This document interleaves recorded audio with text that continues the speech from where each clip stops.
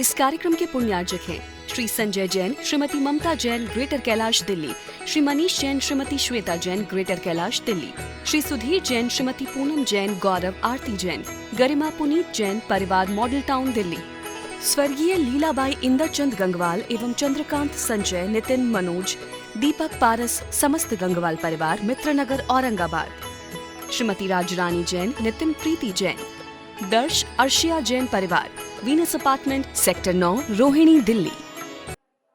ळमो सिद्धाळम ळमो ऐरियाळम ळमो वैजायाळम ळमो लोये सब्बसाहुळम।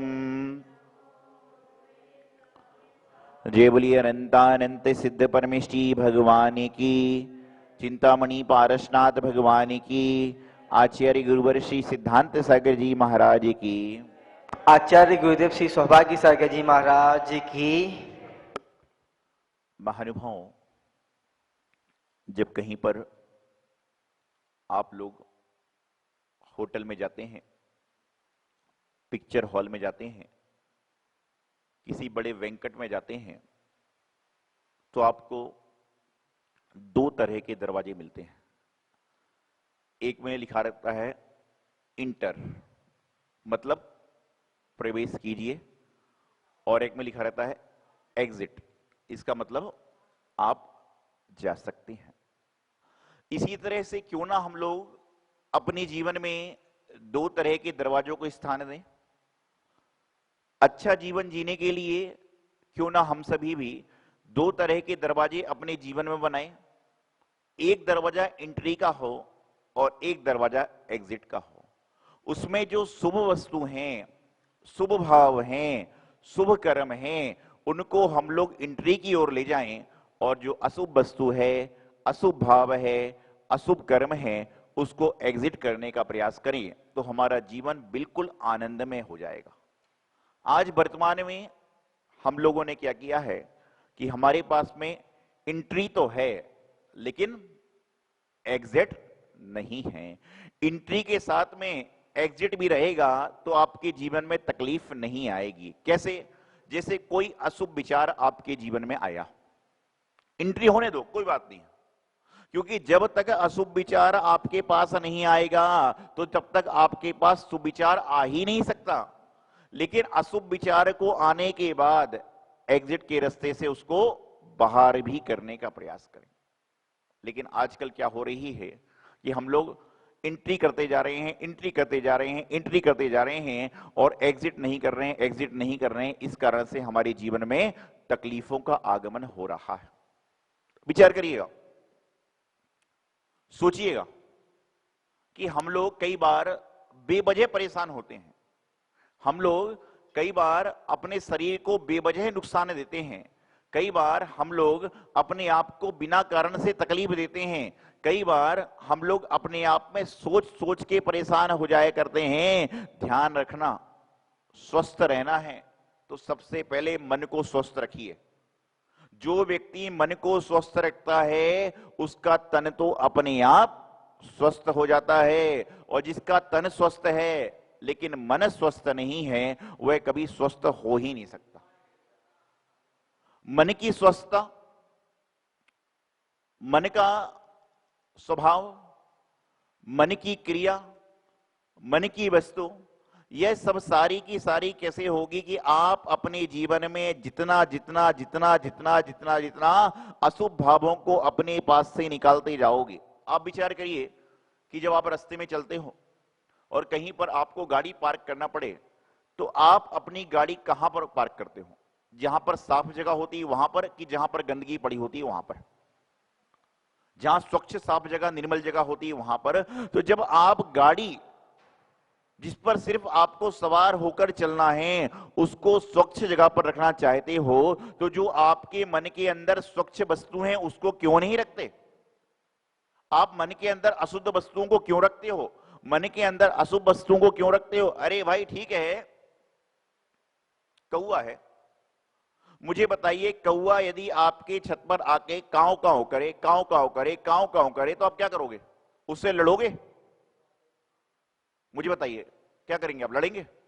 और यदि कोई व्यक्ति कौवे से लड़ रहा है तो उससे बड़ा कोई मूर्ख नहीं है, वो क्या करेगा?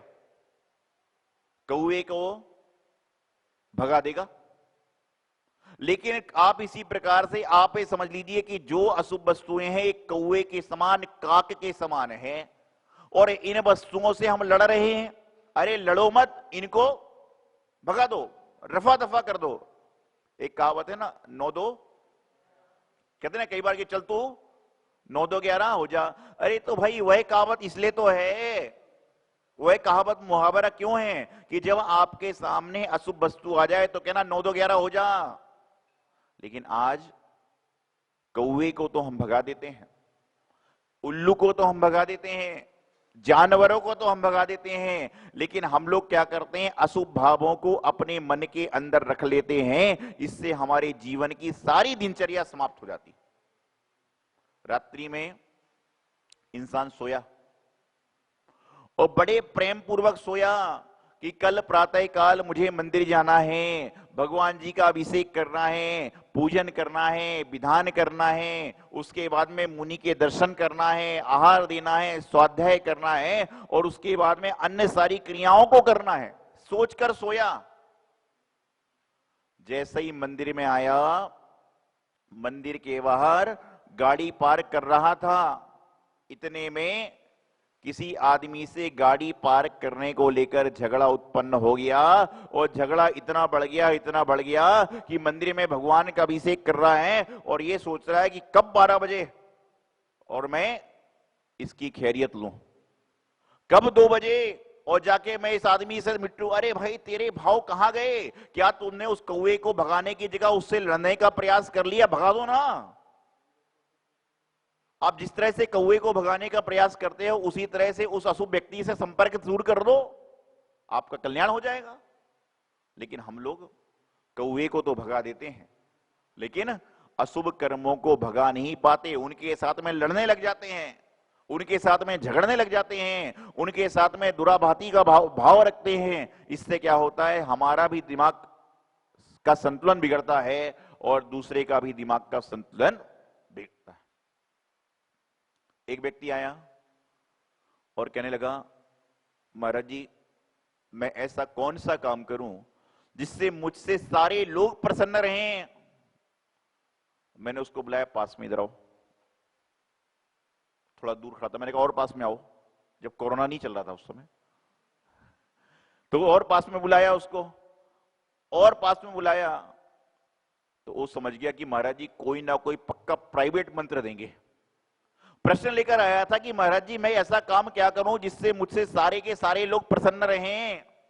मैंने उसको पास में बुलाया और धीरे से कान में कहा कि वह मंत्र तो आज तक मेरे पास भी नहीं है, क्यों मुझसे ही सारे लोग प्रसन्न नहीं है, लेकिन एक दूसरा मंत्र है। तो बोले दूसरा ही बता दो। वह प्रश्न पूछने आया कि ऐसा कौन सा काम करूं कि सारे लोग मुझसे प्रसन्न रहें। मैंने कहा वह मंत्र तो मेरे पास भी नहीं, वह जाप तो मेरे पास भी नहीं, लेकिन मेरे पास भी एक दूसरा मंत्र है। बोले क्या?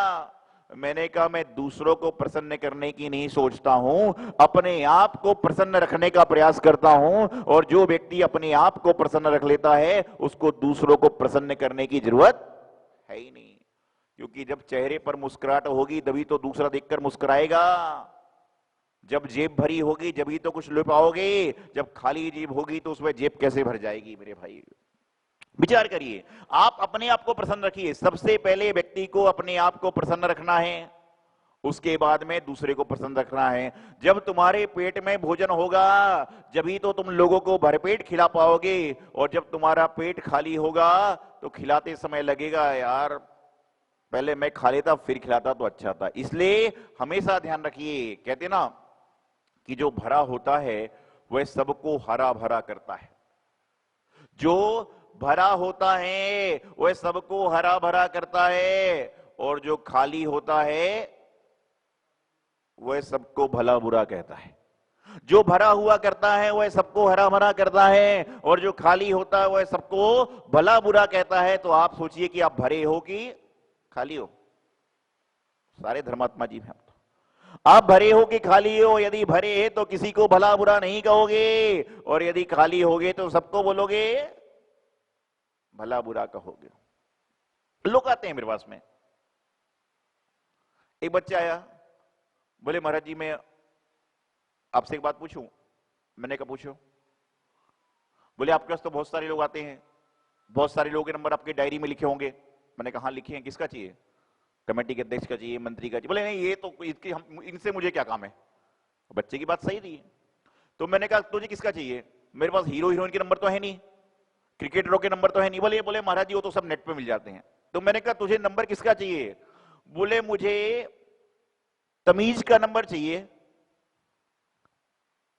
मैंने कहा जी ये नाम का आदमी तो मैं जानता ही नहीं हूं। बोले महाराज जी जब भी मेरे माता पिता मुझसे नाराज होते हैं, बोले तमीज से बात कर, तमीज से बात कर, तमीज से बात कर। तो आज तक मुझे तमीज नाम का आदमी मिल ही नहीं पाया कि तमीज कौन है।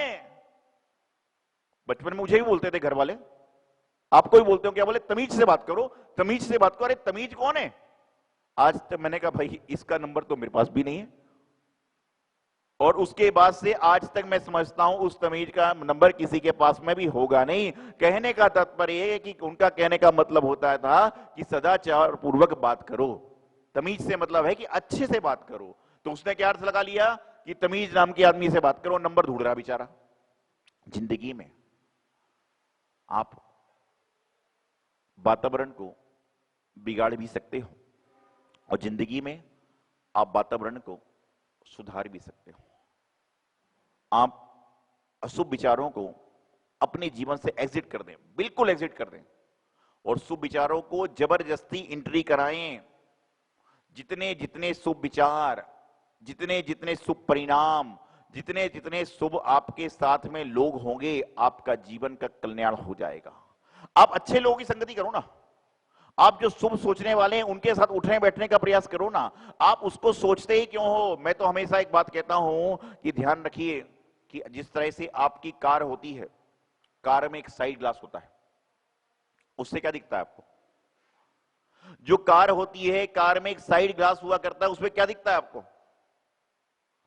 साइड ग्लास से पीछे जाते हुए रास्ते और पीछे छूटे हुए लोग दिखते हैं। तो जब आपकी कार की साइड ग्लास में जो पीछे जाते हुए लोग दिख जाते हैं, तो अपने जीवन में भी एक साइड ग्लास लगाओ ना कि जो अशुभ लोग हैं उनको पीछे छोड़ दे जाओ और शुभ की ओर बढ़ने का प्रयास करो। आपके जीवन का कल्याण निश्चित रूप से हो जाएगा।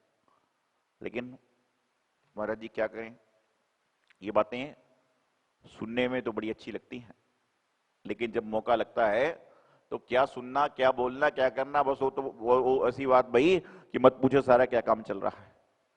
विचार करिए, छोटी छोटी सी बातें आपके जीवन का समय सार बन जाती हैं। छोटी छोटी सी बातें आपके जीवन का समय सार बन जाया करती हैं। छोटी से छोटे प्रवचन आपके जीवन को प्रवचन सार से जोड़ दिया करते हैं, और छोटे से छोटी बातें, छोटे छोटे से वाक्य आपके जीवन को रत्नों की भांति रतन कंठ राव का चार बना दिया करते हैं। बहुत सारे लोग हैं जिन्होंने तत्व सूत्र पढ़ा है, बहुत सारे ऐसे लोग हैं जिन्होंने प्रवचन सार, समय सार, नियम सार, ना जाने कौन कौन सी चीज पढ़ चुकी है, लेकिन नियम सार को पढ़ने के बाद कितने बार आपके जीवन में नियम आया? समय सार को पढ़ने के बाद कितनी बार आपने जीवन का समय सही किया? प्रवचन सार को पढ़ने के बाद आपने कितनी बार शुद्ध प्रवचन सुनने का प्रयास किया? यह बड़ा महत्वपूर्ण है। आत्मा की चर्चा करने वाला आत्मानुशासन ग्रंथ तो पढ़ लिया, लेकिन क्या स्वयं पर अनुशासन कर पाए? और जो व्यक्ति स्वयं पर अनुशासन कर लेगा उसके जीवन में शुभ अशुभ का परिणाम ही नहीं आएगा। इस पंचम काल में संभव नहीं है। हम सभी भी शुभ अशुभ में चलते हैं, आप सभी शुभ अशुभ में चलते हो, लेकिन कम से कम शुभ अशुभ में चलने के बाद जहां पर शुभ में रह सकते हैं वहां पर तो शुभ में रहो। आप परमात्मा के पास जाते हो, आप गुरुओं के पास जाते हो, आप जिनवाणी के पास जाते हो, आप मित्र परिवार के पास जाते हो, आप अपने अड़ोसी पड़ोसी से मिलने जाया करते हो, आप ऐसे लोगों से भी मिलते हो जिनसे जिंदगी में आप कभी मिले नहीं। आप विचार करना, आज अभी आप मंदिर से घर जाओ और बाहर कोई अजनबी आपको देखकर मुस्कुराए, जिसको आपने जिंदगी में कभी देखा नहीं, मंदिर में कभी देखा नहीं, जैन है कि जैन पता नहीं, वह आपको देखकर मुस्कुराए, तो दिन भर आपके मन में क्या विकल्प चलेगा कि इस इंसान को मैंने कहीं ना कहीं देखा है, और यदि कोई अजनबी जिसको आप जानते नहीं पहचानते नहीं, वह आपको देखकर मुंह टेढ़ा कर ले, आपको देखकर एकदम नाराज होने लग जाए, तो आपके मन में दिन भर उलझन लगी, अरे यार मैंने उसका क्या बिगाड़ा, मैंने उसको क्या तकलीफ दी, मैंने उसके साथ क्या वार्तालाप कर लिया। तो ध्यान रखना कि शुभ और अशुभ दोनों हमेशा प्रत्येक व्यक्ति के जीवन में चलते हैं। आप अपने जीवन में शुभ को एंट्री करें, अशुभ को एग्जिट करें, तो आपके जीवन का सार आएगा। और जो व्यक्ति इन सब बातों को जान लेता है, वही व्यक्ति जीवन में समय सार को जान लेता है, आत्मानुशासन को जान लेता है, अपने जीवन का कल्याण करें। और जिस तरह से कौआ क्या करता है, काव, बोलिए ना, क्या करता है, काव काव करता है, तो हम लोग कौए के साथ काव काव नहीं करते। और जिस दिन आप किसी के साथ में झगड़ रहे हो तो समझ लेना कि कौआ बन गए, काव काव चालू कर दिया। कौए के साथ में काव काव समझदार व्यक्ति नहीं करता, वो कौए को भगा देता है। उसी तरह से यदि किसी व्यक्ति को भगा नहीं पा रहे, जय जिनेंद्र, और यहां से चलते हैं। मैंने कहा जय जिनेंद्र, एक माता जी हाथ जोड़े लगी, जय जिनेंद्र, अरे मैं तो बात बता रहा हूं। तो अपने जीवन का कल्याण करें, शुभ अशुभ को एग्जिट इंटर करने का प्रयास करें और मोक्ष मार्ग प्रशस्त करें। इति अल्पम। आचार्य गुरुदेव सिद्धांत सागर जी महाराज की मणि पारसनाथ भगवान की जय। आचार्य गुरुदेव सिद्धांत सागर जी महाराज की जय।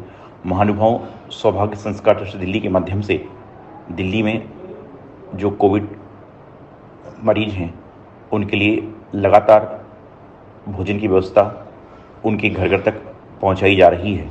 इसमें जो लोग तन मन धन से सहयोग दे रहे हैं उनको मेरा बहुत बहुत मंगल आशीर्वाद कि आप सभी लोग इस पुण्य काम में सहयोग करके अपने जीवन का सौभाग्य बढ़ा रहे हैं। सभी संयोजकों को, सभी भक्तों को मेरा बहुत बहुत आशीर्वाद। इसी तरह से सारे काम करते रहें।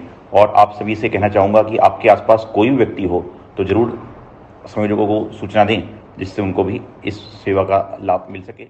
इस कार्यक्रम के पुण्यार्जक हैं श्री संजय जैन, श्रीमती ममता जैन, ग्रेटर कैलाश दिल्ली, श्री मनीष जैन, श्रीमती श्वेता जैन, ग्रेटर कैलाश दिल्ली, श्री सुधीर जैन, श्रीमती पूनम जैन, गौरव आरती जैन, गरिमा पुनीत जैन, परिवार मॉडल टाउन दिल्ली, स्वर्गीय लीलाबाई इंदरचंद गंगवाल एवं चंद्रकांत संजय, नितिन मनोज, दीपक पारस, समस्त गंगवाल परिवार, मित्रनगर औरंगाबाद, श्रीमती राजरानी जैन, नितिन प्रीति जैन, दर्श अर्शिया जैन परिवार, Venus apartment, sector 9, Rohini Delhi.